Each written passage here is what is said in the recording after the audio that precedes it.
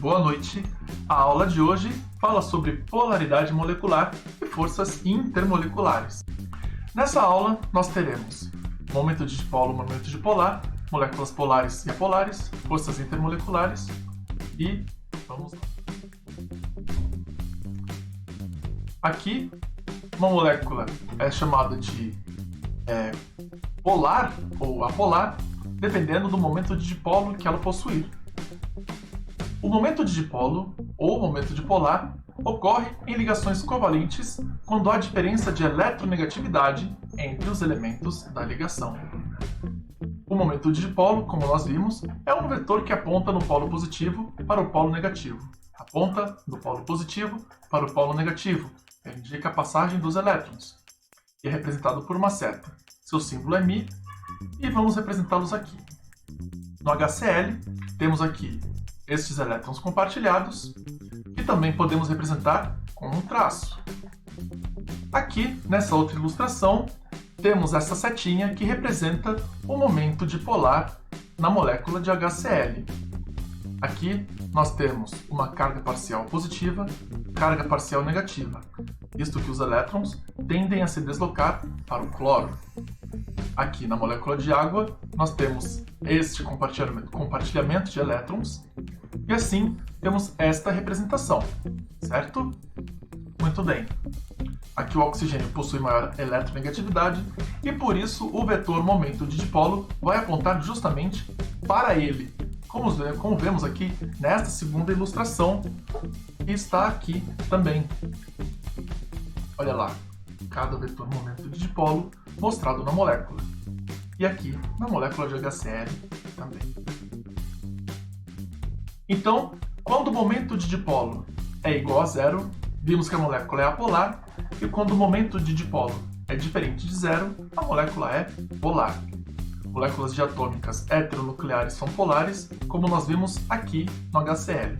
O que é uma molécula heteronuclear? Simplesmente é quando os dois elementos são diferentes, certo? Diferentes. Por serem diferentes, eles possuem diferentes eletronegatividades, diferentes tendências em puxar elétrons, então por isso os elétrons tendem a se deslocar preferencialmente para um dos elementos, como é o caso aqui do cloro. Moléculas diatômicas homonucleares são apolares. Bom, se as heteronucleares são aquelas que possuem átomos diferentes, nas moléculas diatômicas homonucleares, nós temos os dois elementos iguais. Como ambos possuem a mesma eletronegatividade, não há uma tendência clara de passagem de elétrons para um ou para outro elemento. Então, assim, como não há diferença de eletronegatividade, o momento de dipolo aqui é zero, já que os elétrons são igualmente compartilhados. Em moléculas lineares, podemos observar o seguinte. Na molécula de CO2, o oxigênio é mais eletronegativo. Se vocês lembrarem, nós temos esta fila de eletronegatividade que mostra aqui os ametais. O von Klebrisky pH, o famoso fui ontem no clube, briguei e saí correndo para o hospital. Fila de eletronegatividade. Aqui o oxigênio é mais eletronegativo do que o carbono e por isso em cada ligação o oxigênio vai atrair os elétrons para si. Como acontece aqui em M1, como acontece em M2. O momento de dipolo sempre vai apontar para o elemento que é mais eletronegativo. Tomando esses dois momentos de dipolo, o que a gente tem? Tomando esses dois vetores que apontam para sentidos opostos, mas estão sobre o mesmo eixo, temos aqui então que a soma desses dois será igual a zero. Como μ resultante é zero, esta molécula é apolar. Aqui no HCN, o que a gente observa? O carbono é mais eletronegativo do que o hidrogênio, nesta ligação aqui. O carbono é mais eletronegativo do que o hidrogênio. Na outra ligação, o nitrogênio é mais eletronegativo do que o carbono. Nitrogênio mais eletronegativo do que o carbono. Então aqui nesta ligação, como o carbono é mais eletronegativo, o vetor aponta para ele. Nesta ligação, como o nitrogênio é mais eletronegativo, o vetor de momento de dipolo aponta para o nitrogênio. Somando esses dois vetores, o que a gente observa? A soma de μ1 e μ2 vai gerar este outro vetor aqui, que vamos chamar de vetor resultante. Não sabemos exatamente quanto ele vale, mas o que a gente pode afirmar é que ele é diferente de zero, já que esses vetores não se anulam. Então, assim, isso faz com que essa molécula seja uma molécula polar. Guarde isso para daqui a pouco. Polar, molécula polar. Em uma molécula angular, nós temos, por exemplo, a água, e temos em cada ligação os momentos de dipolo também apontando para o oxigênio, já que ele é mais eletronegativo em cada uma destas ligações aqui. Então temos aqui μ1 e temos μ2. Somando esses dois momentos de dipolo, o que a gente tem? Então a gente vai usar um método de soma, que é o de soma por paralelogramos. É mais ou menos assim. A gente vai juntar a cabecinha de um dos vetores com a bundinha do outro. E aí nós vamos interligar estas pontas aqui deste jeito que estamos fazendo aqui, certo? Vamos ligar a bundinha com a cabecinha que está aberta aqui. Isso é chamado de soma vetorial, certo? Bom, então aqui, esta soma destes dois vetores gera um momento resultante, que também é diferente de zero, já que conseguimos desenhar um vetor e já que esses dois vetores não se anulam. Então, μ resultante é diferente de zero e por isso nós temos uma molécula polar. Então a água é uma substância polar. Vamos observar aqui o caso da molécula trigonal de BH3. Nesse caso aqui, o boro é mais eletronegativo e por isso os vetores de momento de dipolo vão apontar justamente para o boro, como vemos em μ1, em μ2 e em μ3. Todos os vetores apontando para o boro. Bom, fazendo a decomposição vetorial, que seria basicamente colocar estes vetores nos eixos y e x, temos o seguinte. Então vamos lá, temos aqui o eixo y e o eixo x. Temos aqui o vetor μ2, né? Imagine que nós deslocamos este vetor para cá. Imagine que temos uma luz vindo aqui de cima e outra luz aqui pela direita deste vetor. Vamos imaginar na sombra projetada deste vetor, da sombra projetada no eixo y e no eixo x. No eixo x, temos este vetor que eu vou chamar de μ2x. Imaginem de novo a sombra, ou melhor, a luz que está aqui em cima, um ponto de luz aqui em cima, provocando esta sombra. E imaginem também um ponto de luz aqui, provocando esta sombra no eixo y. Então, decompomos este vetor em dois outros. μ2y, μ2x. Isso é decomposição vetorial. Façamos a mesma coisa para μ1 e μ3. μ3 vai acontecer exatamente a mesma coisa. Temos um ponto de luz aqui em cima, fazendo essa sombra aqui, que eu chamei de μ3x, e tem um ponto de luz aqui pela esquerda, provocando esta sombra aqui, que eu chamei de μ3y. E aí, μ1, como está no eixo y, vamos colocar aqui no eixo y mesmo. Agora vamos esquecer μ2 e μ3 e vamos pensar apenas nas partes que nós decompomos destes vetores. Teremos então μ2x, μ3x. Esses dois vetores somados, reparem que estão apontando para lados diferentes. Eles acabam se anulando. Temos aqui μ2, y e μ3, y, que por estarem apontando para o mesmo sentido, eles acabam se somando. E temos aqui μ1. μ3y com μ2y, a soma desses vetores acaba se anulando com μ1. Então a soma no eixo x é zero e no eixo y também.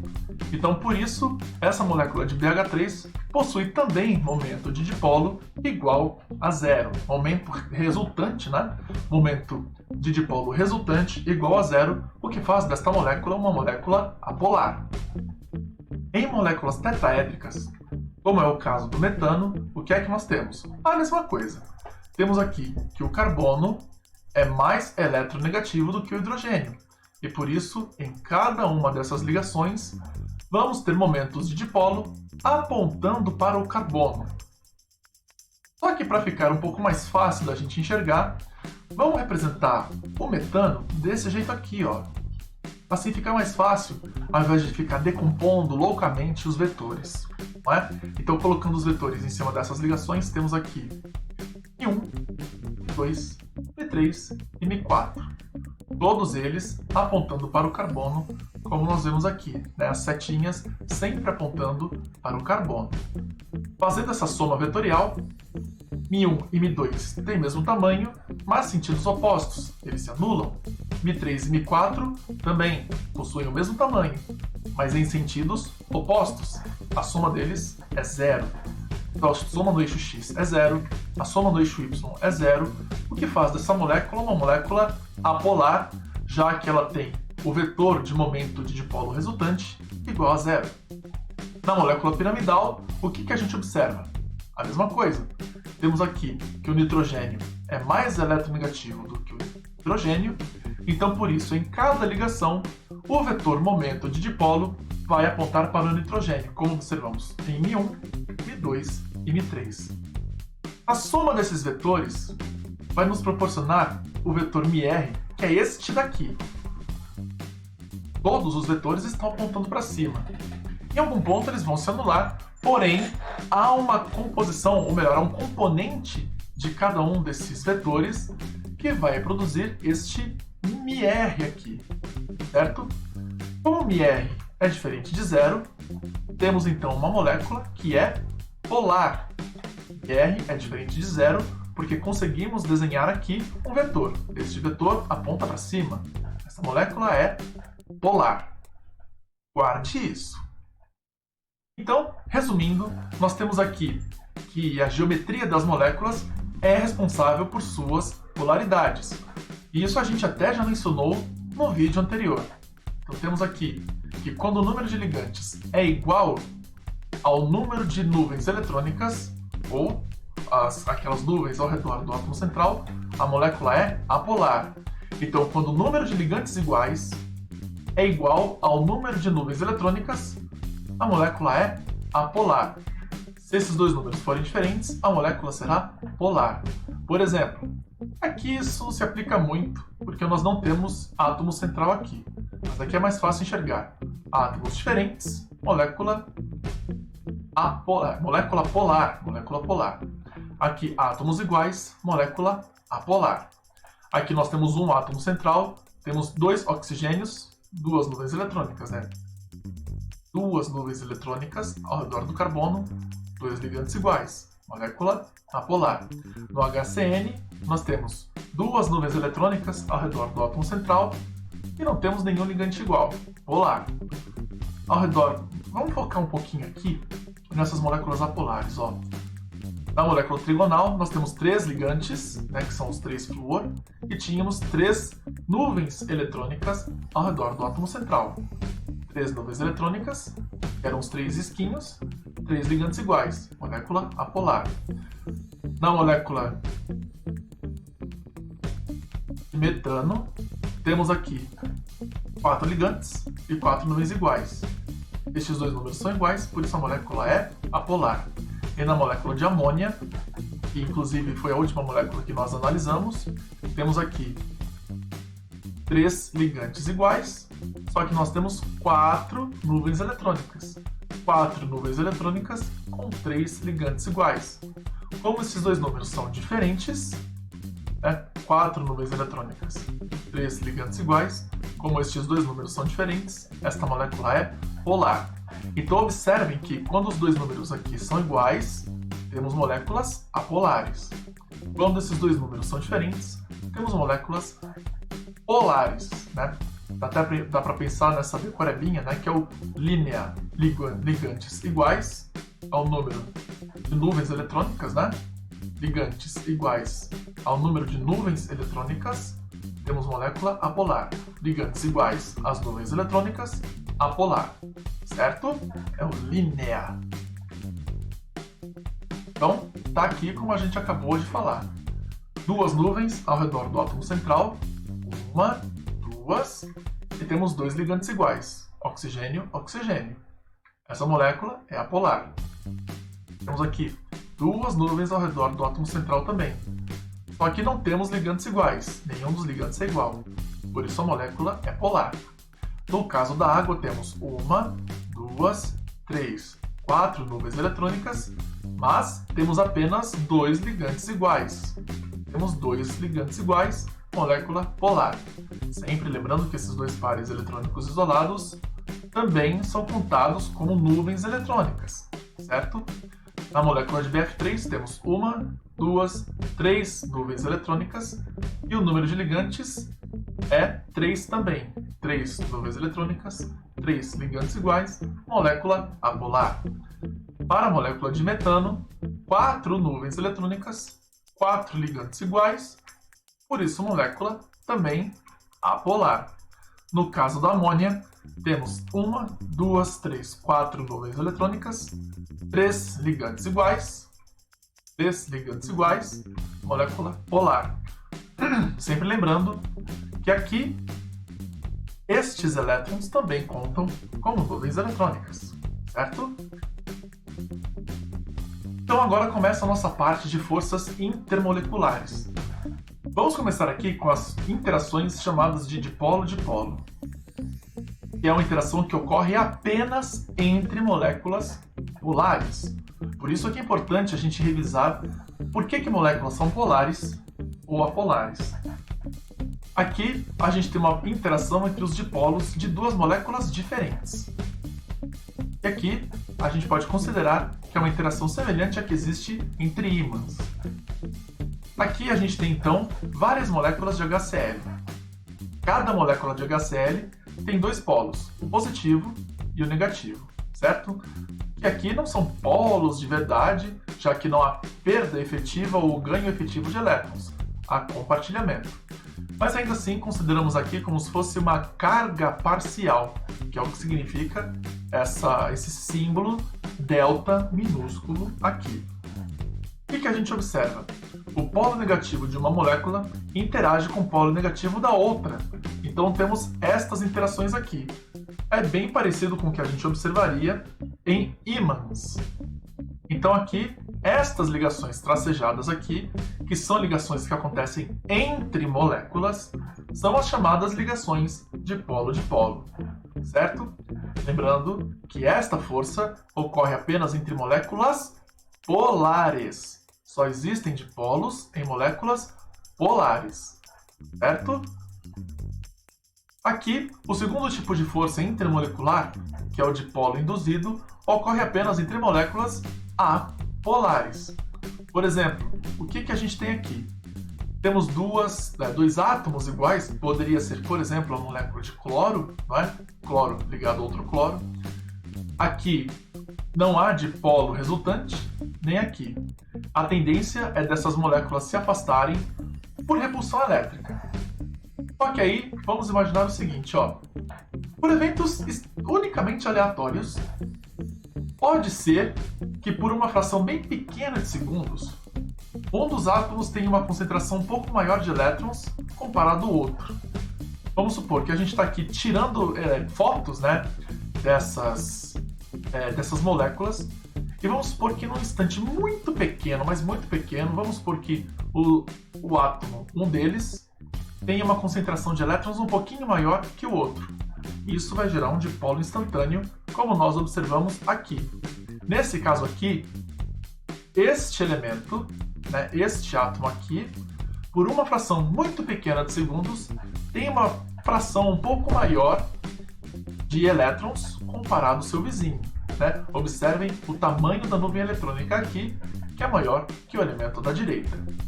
Muito bem, então aqui a gente tem uma carga parcial momentânea, né, uma carga parcial instantânea, positiva, carga parcial instantânea, aliás, aqui negativo, aqui positivo, carga parcial instantânea, positiva, uma carga parcial instantânea, negativa. Só que o que acontece? Este dipolo aqui acaba influenciando um dipolo aqui também, porque este polo positivo acaba atraindo elétrons deste átomo aqui, certo? Então, o dipolo instantâneo de uma das moléculas induz o dipolo na outra molécula. Então, esta molécula aqui, que a princípio não tinha dipolo nenhum, agora passa a ter também um dipolo instantâneo. Lembrando, isso por uma fração muito pequena de segundos. Muito pequena. Então aqui nós temos agora duas moléculas polarizadas, certo? Então agora essa molécula vizinha também possui um dipolo instantâneo. E elas, por isso, possuem uma atração entre si. Só que essa atração é tão instável que, inclusive, isso pode se inverter. Então, esse elemento aqui, que antes era negativo, agora pode ser positivo, porque, como eu disse para vocês, por elementos, ou melhor, por eventos unicamente aleatórios, né, sem explicação, os elétrons possuem, por uma fração muito pequena de segundos, uma distribuição diferente entre os dois elementos, mesmo que eles tenham a mesma eletronegatividade. Então, por isso que essas forças aparecem aqui, certo? Então, como está escrito aqui, até pode haver inversão desses polos, o que torna esse tipo de interação muito fraca comparada às interações de dipolo-dipolo. Tudo bem? Então, essa interação é uma interação mais fraca que a interação dipolo-dipolo. E aí, pensando na ligação de hidrogênio, nós temos aqui, que é um tipo de atração muito especial, que ocorre apenas entre moléculas que tenham hidrogênio ligado a flúor, oxigênio ou nitrogênio. É o H-FON, né? H-FON, hidrogênio ligado a flúor, oxigênio ou nitrogênio. De novo aqui, o que a gente pode perceber? Se a gente comparar com a fila de eletronegatividade. Flúor, oxigênio e nitrogênio são os três elementos mais eletronegativos dessa série. E o hidrogênio seria o menos eletronegativo. Então temos aqui três ametais que ganham com extrema facilidade elétrons. E temos aqui um que não ganha com tanta facilidade assim elétrons. Bom, o que acaba acontecendo nesse tipo de ligação? Vamos ver, ó. Então nós temos aqui, por exemplo, estas linhas tracejadas que são as ligações de hidrogênio. São as ligações que ocorrem entre moléculas. A gente pode traduzir essa figurinha de outras formas como essa daqui. Estou voltando aqui, ó. Essas linhas tracejadas, elas representam fortes interações entre as moléculas de água. Porque o que acontece aqui? Na água nós temos aqui hidrogênio, oxigênio, hidrogênio. Então este oxigênio, ele rouba muito a densidade eletrônica destes dois hidrogênios. Então, estes dois hidrogênios ficam tão eletrodeficientes, né? Vamos supor, estes aqui, eles ficam tão eletrodeficientes que o que eles tentam fazer? Eles tentam roubar um pouquinho de elétrons do oxigênio vizinho, né? Do oxigênio da outra molécula, porque dessa aqui eles não conseguem. O oxigênio dessa molécula rouba elétron deles. Então eles tentam pegar um pouquinho de densidade eletrônica de oxigênios vizinhos, né, numa tentativa desesperada de recompor essa perda de densidade eletrônica. Então por isso essa ligação se faz tão forte. Aqui nós temos outros exemplos de moléculas que também têm ligação de hidrogênio, como é o caso do HF e da própria amônia. Essas ligações tracejadas representam as ligações intermoleculares. Essas ligações intermoleculares também aparecem na dupla fita de DNA, que representam esses degraus aqui. Então, cada um desses degraus representam as ligações de hidrogênio que existem entre as bases nitrogenadas que aparecem no DNA. Só um detalhe que é muito comum. É muito comum que os alunos confundam esta ligação aqui, de traço cheio, digam que essa ligação é ligação de hidrogênio. Não é. A ligação de hidrogênio é esta aqui, é uma ligação entre moléculas, é uma ligação intermolecular. Esta ligação aqui, que eu acabei de apontar, é uma ligação covalente, já que ocorre entre um ametal e um ametal, já que há compartilhamento de elétrons, certo? Esta ligação é covalente, esta ligação é uma ligação de hidrogênio, assim como nós vemos aqui entre as moléculas de amônia. Ligação entre hidrogênio e nitrogênio dentro da molécula é uma ligação covalente. Esta ligação entre moléculas é a ligação de hidrogênio. Então aqui na fita de DNA, como a gente acabou de comentar, temos aqui as ligações de hidrogênio, representadas aqui de uma forma um pouco mais clara entre a adenina e a timina, e a guanina e a citosina. Repare nestas linhas tracejadas aqui. Então, estas linhas tracejadas são as ligações de hidrogênio entre cada uma dessas bases nitrogenadas. Então, o hidrogênio de uma molécula interage com o oxigênio da outra. O nitrogênio de uma molécula interage com o hidrogênio da outra. Tudo bem? É o que a gente observa aqui também. Oxigênio de uma interagindo com o hidrogênio da outra. Hidrogênio de uma interagindo com o nitrogênio da outra. Tudo bem? Essas ligações aqui, elas são as mais fortes comparadas à ligação de dipolo-dipolo e de dipolo induzido.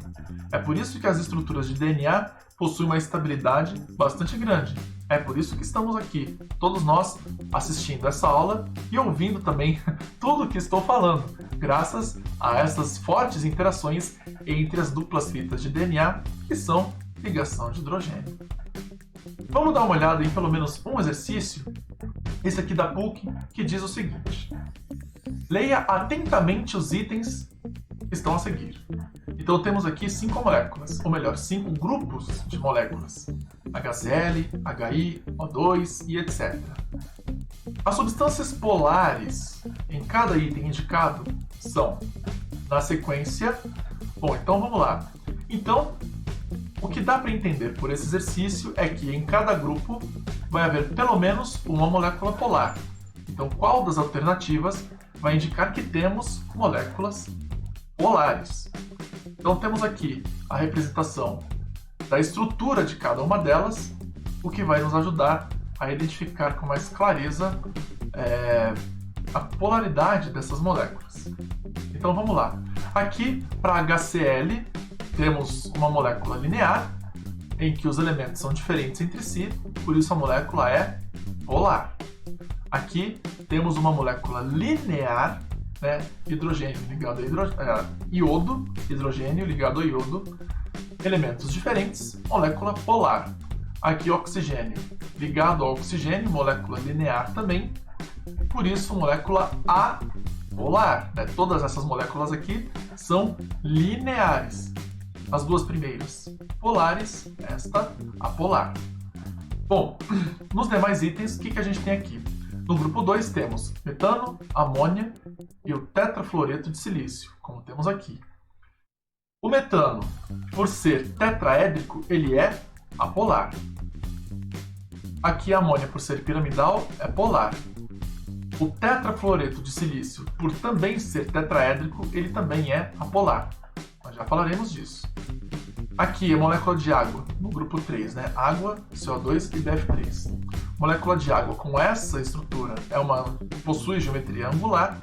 O CO2, por ter esta geometria aqui, é uma geometria linear, apolar, já que temos o número de ligantes iguais ao número de nuvens eletrônicas. 2 nuvens eletrônicas, 2 ligantes iguais. Molécula apolar.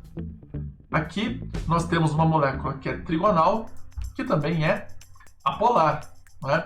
Temos 3 nuvens eletrônicas, 1, 2, 3, com 3 ligantes iguais. Molécula apolar. Aqui temos uma molécula linear apolar, porque os dois elementos são iguais. Aqui também, né? Uma molécula linear, em que os dois elementos são iguais, por isso ela também é apolar. Aqui nós temos uma molécula angular. Por ser angular, ela é uma molécula obrigatoriamente polar. Aqui, essa molécula que é o de CS2, que está aqui no grupo 5, né? CS2CO CH4.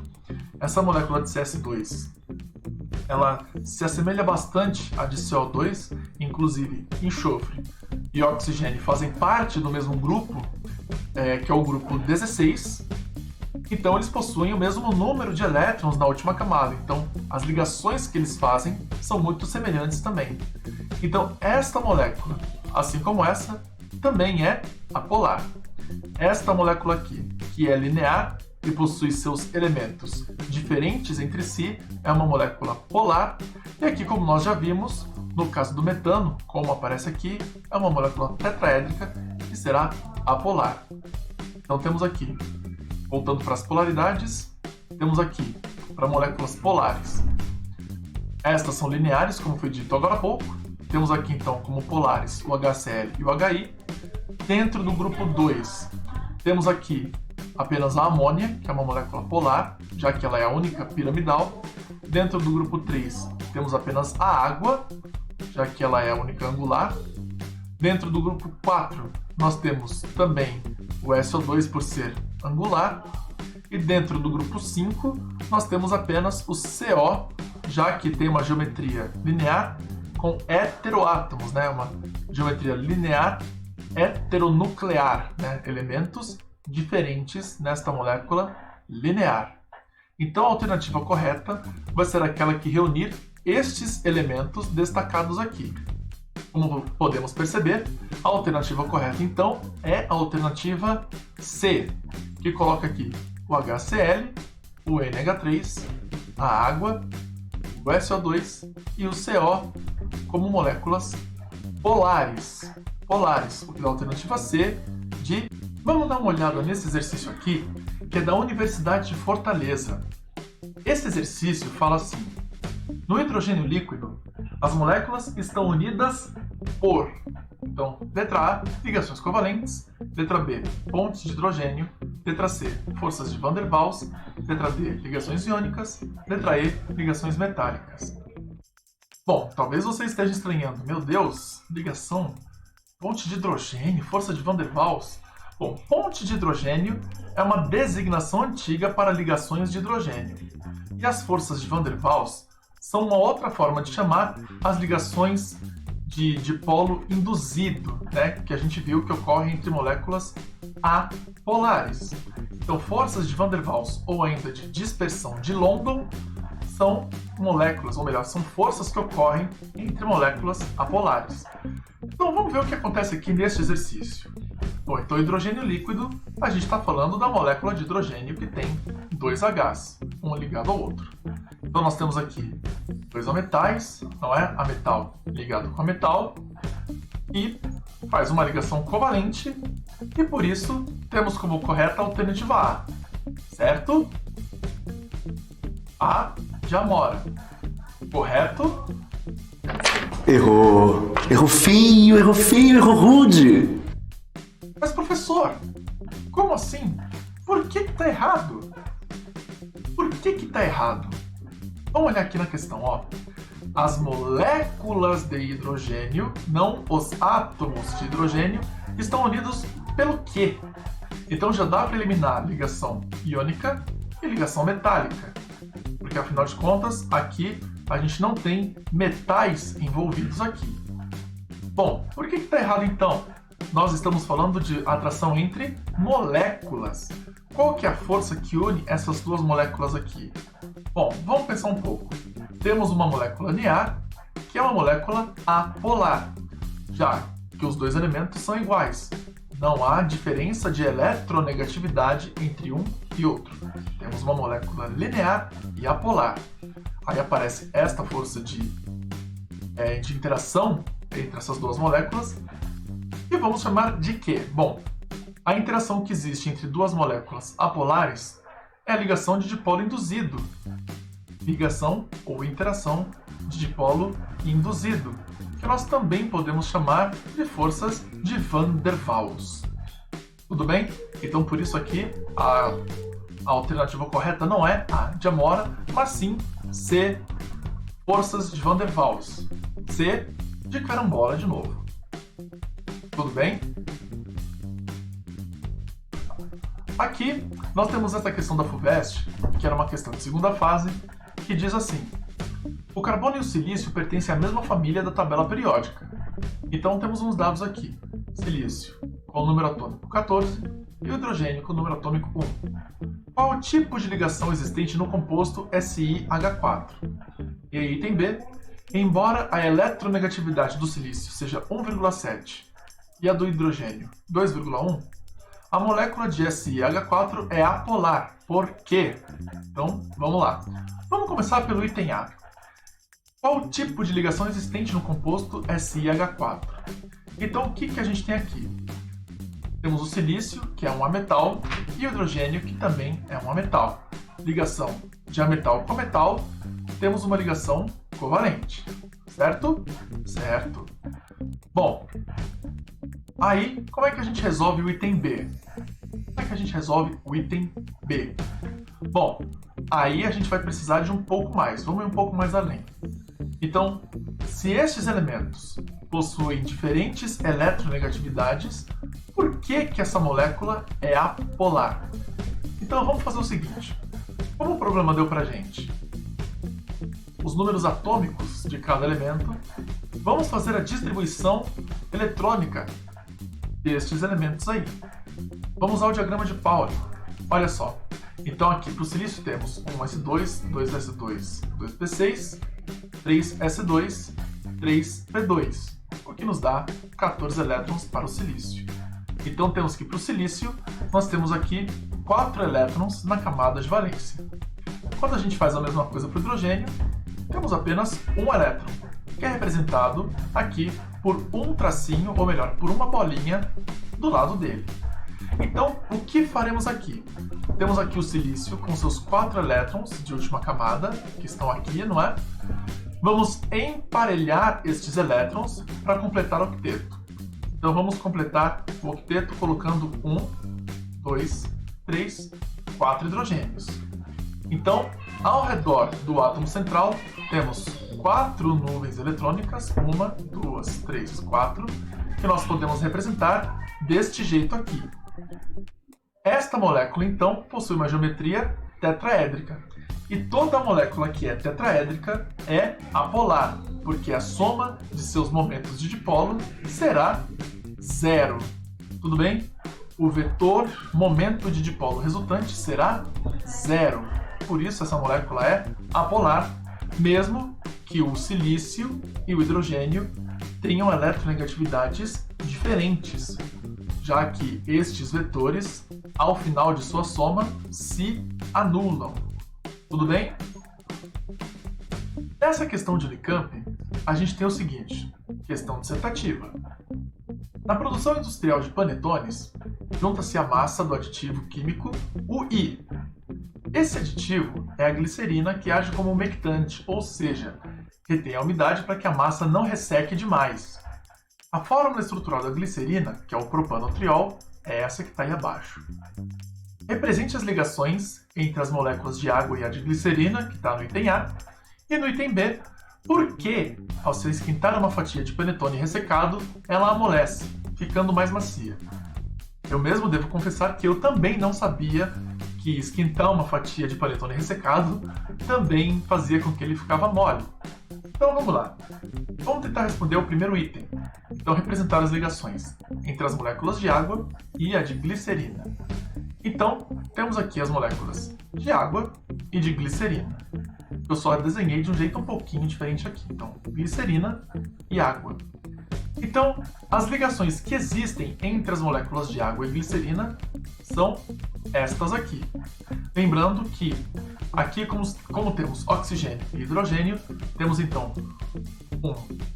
temos aqui uma carga parcial negativa, carga parcial positiva. A mesma coisa na água. Então há uma interação de dipolos, não é? Aqui interação de dipolo de um polo positivo com um polo negativo, de um polo negativo com positivo e assim por diante. Certo? Bom, agora que tipo de ligação a gente consegue observar que está ocorrendo aqui? Temos moléculas polares, mas é uma molécula polar em especial, visto que é oxigênio ligado a hidrogênio. Temos o hidrogênio de uma molécula interagindo com o oxigênio da outra. Então a gente já sabe a resposta, né? Temos aí ligações de hidrogênio, certo? Esses pontos, ou melhor, essas ligações pontilhadas representam ligações de hidrogênio, que são ligações bastante fortes. Aí no item B, então por que eu esquentar a fatia de panetone ressecado ela amolece ficando mais macia? Porque a gente pode pensar o seguinte, ao esquentar a fatia de panetone, a gente rompe essas ligações de hidrogênio entre a glicerina e a água. E por isso, nós liberamos a água que antes estava presa na glicerina e esta água acaba hidratando a massa de panetone e ela fica fofinha de novo. Tudo bem? Essa questão aqui da FAMECA, né, a antiga FAMECA, a atual Unifipa, né, uma universidade de medicina, diz assim: compostos de HF, NH3 e H2O apresentam elevados pontos de fusão e ebulição quando comparados a H2S e HCl, por exemplo, devido a que? Então, se vocês se lembrarem, estas moléculas aqui têm alguma coisa em comum. O que será? Vamos ver aqui. Então temos aqui estas estruturas para as 3 primeiras moléculas, que são moléculas polares. Visto que aqui temos uma molécula linear heteronuclear, aqui uma molécula piramidal e aqui uma molécula angular. Todas as moléculas piramidais são polares, todas as moléculas angulares também são polares. Muito bem, então aqui estou reproduzindo as ligações que existem entre moléculas do mesmo tipo. Esta ligação está acontecendo entre flúor e hidrogênio. Esta ligação ocorre entre hidrogênio e nitrogênio. E aqui, entre hidrogênio e oxigênio. Aqui, nós temos ligações de hidrogênio também. É o HFON, não é? H ligado a flúor, oxigênio e nitrogênio. Para as outras moléculas, o que a gente tem? A gente tem aqui molécula angular e uma outra linear heteronuclear também. Só que, o que nós temos aqui? Tudo bem, temos moléculas polares, que possuem esse tipo de ligação entre moléculas de mesmo tipo. Só que essas moléculas aqui não têm ligação de hidrogênio. Aqui nós temos moléculas que possuem interação do tipo dipolo-dipolo. E a interação do tipo dipolo-dipolo é mais fraca que as ligações de hidrogênio. Então, ligações de hidrogênio são mais fortes do que as interações dipolo-dipolo. E quanto mais forte for a força intermolecular, maior será o ponto de fusão e de ebulição. Porque se essas moléculas interagem de maneira muito forte, romper esta ligação vai ser mais difícil do que romper esta ligação aqui, já que essas moléculas não interagem de forma tão forte assim. Tudo bem? Então, por isso, temos como correta a ligação, ou melhor, a alternativa C. Então, estas moléculas possuem maior ponto de fusão e de ebulição por causa das ligações de hidrogênio, o que está na alternativa C. C de cigarra. Você já viu antes uma cigarra? Caso não, olha uma aí. Então, alternativa C de cigarra. E aí, como última questão, nós temos aqui. Na primeira coluna estão relacionados algumas substâncias com as respectivas fases de agregação. A segunda coluna contém sugestões a respeito do tipo de ligação que ocorre entre esses átomos, íons ou moléculas. Então a gente tem aqui molécula de nitrogênio, gelo seco, aliás, gelo, né, não gelo seco, gelo, neônio, HF e aqui o fosfato de sódio, que é sólido a temperatura ambiente. Então vamos fazer as devidas correlações. Então temos aqui ligação de hidrogênio, ligação iônica, dipolo induzido, covalente polar, covalente apolar. Vamos lá. Então aqui o que a gente sabe é o seguinte. Quando a gente fala de moléculas que possuem ligação covalente, a ligação de hidrogênio é a mais forte delas e a ligação de dipolo induzido é a mais fraca. Ok. Então vamos lá. Ó. Temos aqui a molécula de nitrogênio, a molécula de água, neônio, o fluoreto de hidrogênio e o fosfato de sódio. Aqui, na molécula de nitrogênio, nós temos uma molécula que é linear e apolar, já que os dois elementos são iguais. Aqui na molécula de água, que a gente vai ver daqui a pouco, né? Então aqui na molécula de nitrogênio temos um dipolo induzido, né? Para moléculas apolares, sempre temos dipolo do tipo induzido. Já que essa é uma molécula covalente apolar. Aqui nós temos uma molécula covalente apolar. Estas ligações não possuem dipolo, não são ligações polarizadas. E ela se apresenta em estado gasoso. Aqui, essas ligações entre as moléculas de nitrogênio são fracas, elas geralmente se apresentam no estado gasoso. Já no caso da molécula de água, agora sim, é uma molécula angular e por isso ela é obrigatoriamente polar. Sendo polar, a princípio ela teria o tipo de ligação de polo. Porém, como temos oxigênio ligado ao hidrogênio, temos aqui ligação de hidrogênio. Temos uma interação que é bastante forte. Então a água, que aqui está no estado sólido, então aqui a gente está falando de molécula, ou melhor, de força intermolecular. Estamos falando sobre a forma de como essas moléculas interagem entre si.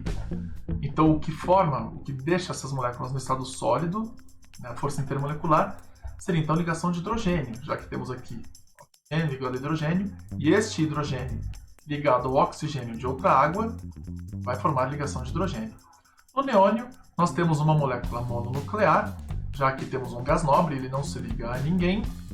Temos uma molécula apolar, que aqui está no estado sólido, como propõe o exercício. O que atrai essas moléculas são interações intermoleculares bastante fracas, né? Já que temos molécula apolar, teríamos o tipo de ligação do tipo dipolo induzido. Aqui em HF temos uma molécula linear polar, temos aqui ligação de hidrogênio, já que hidrogênio está ligado a flúor, que é uma interação bastante forte, né? A mais forte dentre as covalentes. E aqui o HF está no estado líquido, como diz a questão também. E aqui o fosfato de sódio é o quê? Temos aqui uma molécula que possui um metal e alguns ametais, né? 2 ametais, fósforo e oxigênio. Teríamos esta estruturinha aqui. Temos um metal e alguns ametais ligados entre si. Então aqui nós temos uma substância que é iônica. Temos uma ligação iônica entre metal e ametal. Metal perde elétrons, ametal ganha elétrons. 3 sódios perdem elétrons para estes 3 oxigênios aqui. Então, aqui nós temos uma interação que é ainda mais forte comparada às ligações de hidrogênio. Aqui temos uma substância que está no estado sólido. Bom, então fazendo as correlações aqui, o que a gente tem? O nitrogênio, por ser um gás, só pode ter 2 opções possíveis. Então aqui nós temos dipolo induzido, já que é uma molécula apolar. A interação entre essas moléculas apolares são do tipo dipolo induzido. E dentro da molécula, pensando nas ligações entre cada um destes nitrogênios aqui, temos uma molécula covalente apolar, né? Esta é uma molécula covalente apolar que possui entre si ligações do tipo dipolo induzido ou forças de Van der Waals. Então, o nitrogênio pode ter as opções C ou E. Já no caso do gelo, a gente tem ligação de hidrogênio, já que temos hidrogênio ligado ao oxigênio aqui. É o que se aplica. No caso do neônio, aliás, ainda na água, né, a gente pode pensar também em molécula covalente polar, já que cada ligação dessas é uma ligação polarizada. No caso do neônio, nós teríamos aqui um dipolo induzido, já que temos uma molécula apolar. No caso do HF, temos ligação de hidrogênio, como eu falei agora há pouco, ou uma molécula covalente polar, né? Esta não deixa de ser uma molécula covalente polar, porque aqui nós estamos falando da polarização que é representada por esta ligação aqui. Moléculas de HF ligadas entre si, aí sim, possuem ligação de hidrogênio. E no caso aqui do fosfato de sódio, não tem muito o que discutir. É uma substância iônica. Então aqui, que opções temos para cada uma das substâncias? Para nitrogênio temos C e E. Para gelo, que é água congelada, temos A ou D. Para o neônio, temos apenas C. Para o HF, temos A e D. E para o 5, apenas B. Olhando nas alternativas, podemos excluir algumas coisas, como acontece aqui na alternativa C, na alternativa E também. Porque aqui na alternativa C diz que o 5 pode ter E, e ele não pode. Aqui na alternativa E diz que o 3 pode ter D, ele não pode. O 3 e o 5 só tem uma opção possível. 3 é C, 5 é B. 3 é C, 5 é B. 3 é C, certo? Aqui 3 é C, 5B. Aqui tá certo, mas aqui tá errado. Então já deu para eliminar duas alternativas com esses. Assim, dá para eliminar também 2B, né? 2 só pode ser A ou D, então não pode ser aqui, também não pode ser aqui. Temos como correta, então, a alternativa D. 1E, 2A, 3C, 4A. 1E, 2A, C, 4A. E ele não coloca o 5, mas colocasse o 5 seria B, dentro das alternativas possíveis. D de Dorime, Dorime. Certo? Eu espero que vocês tenham gostado, eu espero que vocês tenham entendido. Dúvidas? Deixem nos comentários. Um beijo, um abraço e até mais!